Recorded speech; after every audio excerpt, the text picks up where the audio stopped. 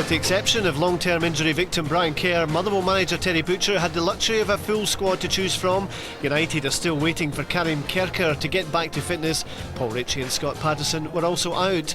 Butcher wants to turn Fir Park into some kind of fortress and clearly believes his players have the fighting spirit to help him do that. David Clarkson is just one of the young guns who have blossomed under Butcher's influence. An afternoon at Motherwell's ground is no longer the ordeal it used to be for these fans, but they were forced to suffer as James Grady took advantage of bad defending to give United the lead, leaving Motherwell having to come from behind. It was almost mission impossible for the home side and probably should have been. Jim McIntyre should have scored here. Ian McCall would later identify his miss as a turning point of this match. An accurate assessment, as within 2 minutes Scott McDonald had eluded his marker to steer a header past Tony Bullock for 1-1.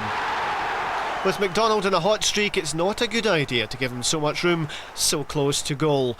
On the ascendancy, Motherwell forced the pace. Kevin McBride's shot, Clarkson's follow-up, and for Tony Bullock, the end of the game. The United keeper suffered a broken collarbone, Lars Hitchfield taking over. The action swung to the other end. This time, McIntyre made no mistake. Relief for McCall, but a temporary reprieve. McDonald, who was rejected after a trial with United last season, showed them what might have been. Not quite the man who rejected the Beatles, but McDonald the one that got away, and he still wants back into the Premiership.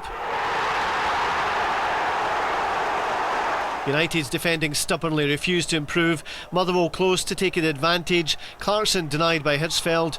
You don't need to be a lip reader.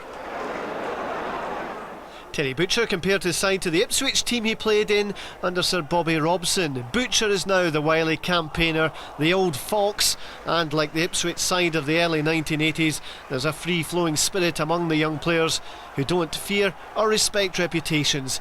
It's early days, but this victory, which was topped off in style by Alec Burns, takes Motherwell up to 4th place. European football, anyone?